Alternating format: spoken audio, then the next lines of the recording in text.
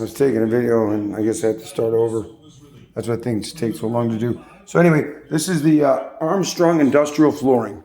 You'll find this at Walmart, liquor stores, government offices, public schools. It's really, really thick, and it takes, it's made in the United States of America. It takes, 10,000 people a day. High heels, gum on their shoes, people that put cigarettes out with their shoes, nails hanging out of the guy's, underneath that he stepped on at the construction site. That's what this is, industrial flooring. Okay, and I got it for free from one of my tenants. See that? Look at the thickness. Got it for free from one of my tenants. This is the most common Armstrong floor color that they use, because why make a whole bunch of different ones, especially when most people are going to say, why would I want to buy glue? Okay. And, here we go. I just want to say hi to you. I can't reverse this. I haven't. Okay, why would I want to buy glue and go through all that nonsense and jazz, right? When my 13-year-old mentally handicapped daughter can put down Chinese laminate flooring, right? That's the thinking. But anyway, here's the, I got these cedar sidings. Is what it is, cedar siding. I'm using it as my base mold, my mold. The floor, here's the 1980s mold that they used. Typical, you'll see in a lot of those type of homes. Like this type of home, this stuff here. So I thought, you know what? I've had it for 32 years, 35 years at my other house. And so I decided to do that. Use it as, molding. Look at that. That's the old one. And then here you go, boom. Okay, that's the new one. No knots in this one. You see little line breaks. I don't think the camera's going to show you that. So, and look at this. This one does. This is a different cedar siding. It's plus 30 years old. And this one does have the knot in it. This is a thicker one. And I wanted this to be like the little trophy in the bathroom. This is grab and go paint right here from, I'm going to say, but look at that. Look at those lines. All hand done. I'm not a professional painter. By no means. But I learned. You're going to take your time if you want to do it professionally, such as this. And you can go to have somebody paint your house in 2 days. And it does look shocking. Oh my God, I can't believe it. But when you once you do what I've done here and really look at those jobs, they get in and they get out, and there's a reason for that. Number one, they know what they're doing. Number two, they know how much the average citizen will take. Okay? They might say, wow, it looks so beautiful. Well, after what I did here, believe me, it took weeks and weeks. So anyway, this is another jug of paint. I put a bunch of paints together, and guess what? This is the trim piece that I painted. Look at that color. That's the color that I wanted, what's it called? Walmart to mix for me. But the machine was broken. I said, you mean to tell me Mr. Walmart, a trillionaire, has left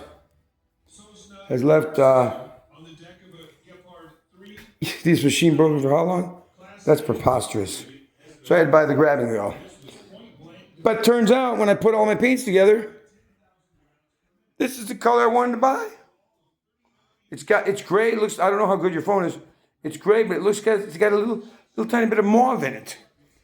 Really, it does. It's beautiful. That's the one I wanted because it goes with that floor. That floor. Not that this one doesn't, but it looks more like, well, not that this one doesn't, but never mind. So anyway, I just started off screwing around. So I did this, the colors and, fun stuff. Okay, just for the heck of it. I was just screwing around, then it turned into a real craftsman passion. Unbelievable. So I learned the coping. This is going to be coped in right here. I did. I learned it. I mean, I'm not an expert at it by no means. And then this one here's also, look at that gorgeous sheen on that. So then what you're going to have, I also learned how to put those 45s together. I don't know where they're at, but I will show you. That was pretty cool. I didn't think that was going to be, as effective as it was. So that way, instead of having that black piece of vinyl plastic on the bottom of your vanity, and there's nothing here on your vanity. So now you got the cedar siding beautifully stained. I mean, I don't know where you'd see that in a lawyer's office. I don't know. I mean, gorgeous. And so now that's going to come from here. See, look at that one. That one's even cut. I want to show you that. See, I don't know if you can see that. See that? Cut to fit. I did that on purpose. I could have done it to here, straight across. I beveled it here. I came here high. Like, you know what? I'm going to come high and then cut through here and bring that down. That's the trophy. You'll see that when you're sitting on John or when you get out of the shower. And so this is also, then I go to the 4-inch here, and then it's going to coat right here. So what it's going to end up doing, this is just an example. This might even be the part. Yeah, it is. So it'll be here. Okay? Right there. I'll clean it up. Clearly there's a size differential here. I'll trim that. Whatever you got to do. It's okay. Just trim it. So there's that 45 right there. It goes like that. And that really actually worked out. Where's the other one? Anyway, it worked out. I couldn't believe it. Boy, did I get lucky. Some tools. 1992, I bought a saw. Forgot all about it because I was so young. And I also bought one of those miter saws. This one. This is a slide saw. You need this. See that? Slider. They got one. They got them without the slider. Get the slider. It's $20, $30 more. Worth every penny, man. Every single cent. So anyway, the floor guy was using that thing, and I knew he was going to finish the job and leave, but I had been using that saw, his saw. I said, oh man. So I was at Menards. I was looking at all of them. And it came to me, and I'm going to get one that's this one with the slide and everything on. Then I said to myself, wait a second. I think I got one of those over at the garage at the other house. I go over there, right? And I don't know why I can't reverse this.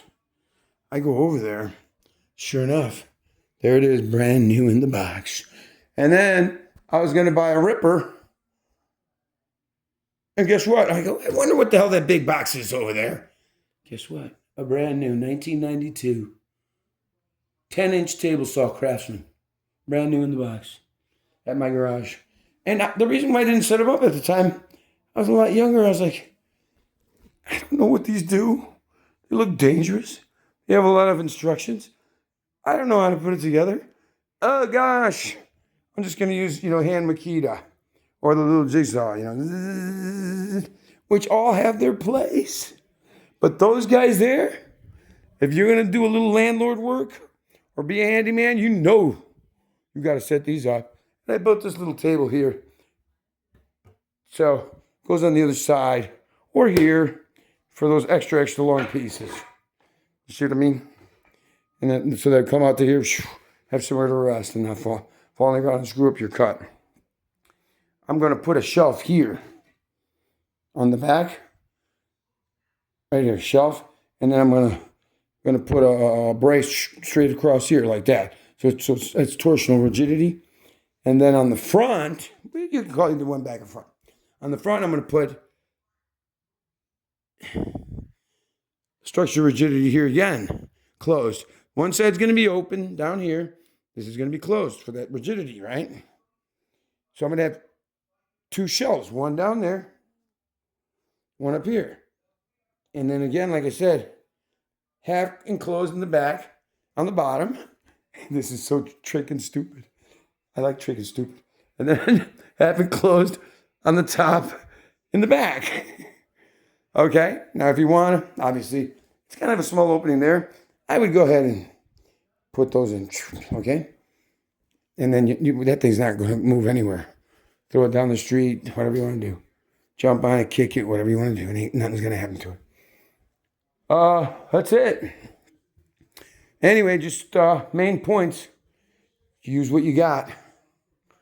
This is the paint I wanted to mix it in the place. I had to grab and go because of the other thing. I got a little bit of a thick spot there, okay? Here, let me show you something. If you have your brush, usually I just wet it. I'm gonna reuse it anyway. Here it is, okay? Here's your brush.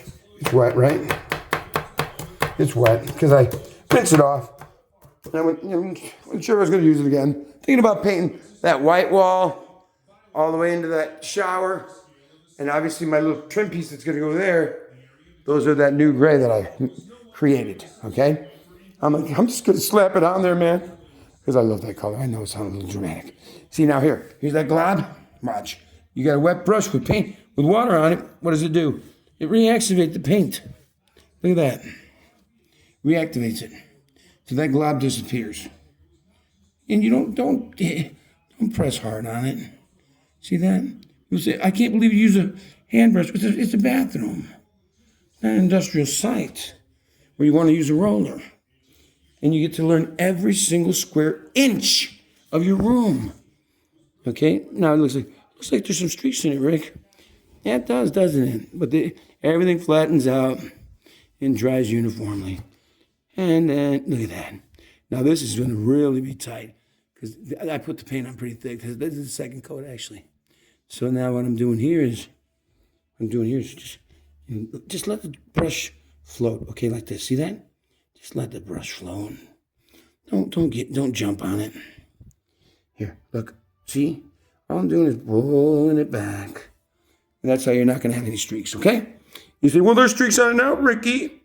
Well, I guess there is, but it's going to flatten out as it dries. I didn't use primer on here because I thinned out the paint that I found with primer. So it would be a little lighter and give me some more volume. So, and then this is clean pine. So I thought with a couple of coats on there, I don't need primer. And if I wanted to use primer, guess what? I can let it dry. I got primer right over here. Prime over it and put gray on it. Again, this stuff over here. The reason why I say put your white primer on there for color is because you want the color to pop. So if that was let's say, a red piece of painted wood, okay, and you didn't use primer on it, that gray is not going to pop. It's going to look like it's 10 years old already, even though it's not, you know what I mean? I got to bleach the toilet, clean it and bleach it. It's a good toilet, actually. It sounds kind of funny. It's a good toilet. Like this lady said, she's like, you know what? I go, you're a hard cum. She showed me, she says, I've only two men have made me come. I said, sucks to be you. Typically, when I was younger, I would have said, oh, yeah, baby, I'll make you come. Woo, man, sucks to be you.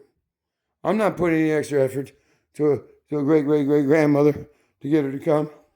If she doesn't know how to come, her goddamn self, I'm not going to teach the old whore how to come. She goes, I go, what was the difference? Why did they make you come? Well, you got to know how to use it. I'm like, oh, wow, sounds like a real scientific project. You stick it in, you pull it out. Stick in, out, in, out, in, out. Pretty easy to use it. Stupid ass. I go, you do what you want to do with yourself, okay? While I'm doing it, I'm not going to be in charge of making you come. You watch a porno, the guy's doing it to her, and she's doing whatever she needs to do to augment it so she can come. Big deal. And I told her, who cares if you come and if you don't come? At my age, I'm 59. I might not come. I've actually had to fake an orgasm for women. Had a great time. Remember when we were younger, you had a fake orgasm? The girls fake orgasm. Now that I'm older, I'm like, oh, like I'm the one that came. Okay. Especially if they're coming, I'll come with them, Good enough. Let's get back to the party. You know what I'm saying? So anyway, enough about that. So I hope y'all have a TV. Jeez. I'm going to build a stereo for my truck. Everything's so inexpensive, I'm telling you. Stuff is heavy duty, what they sell. just buy the tools. I mean, there's a truck. Buy the tools. Yeah, man, they're heavy duty. And I'll tell you what, I said, I'm never going to use this. I've been using every single one of them. Every one of them. That too. 500 pound it holds. And this is look at that beautiful metal case. Look at these whole saw things. I mean, buy the tools. Believe it or not, they're going to come back. All right, guys. Anybody wants this? Give me a call. Give me any price you want. Pick it up. Do whatever you want. It's a 19. Who knows what? Craftsman. Probably 19. We looked it up. So 19. Let's see, 1932. Yeah, it's a heavy duty, man. No safety. Look at that. Your little kid's running around the house. Boom! He's dead. You know, but it's good though. It roars up real good. Very powerful. Regular voltage, 3450 RPM. 60 cycle, 9.3 amps. That's pretty good. Today they can go up to 15 amp. In fact, I think the one I have downstairs is 15 amp, that craftsman. But anyway, that one's powerful. All metal, slide guard. A fence. The one downstairs, plastic. It's all steel. You want it? Look at this. The table, craftsman. My buddy put rolls on it. Anyway, look. Craftsman, roller. And I put, a little here and there, oiled the whole thing, tuned it up, put it to within 0.00001 to the 10th power specification. You want it? Let me know. Have a great day, folks. I appreciate you listening to me rant and rave for a little while. You guys are the best. Any questions, please put them in there. Yeah, man, that Timu is crazy. That is crazy what they sell there.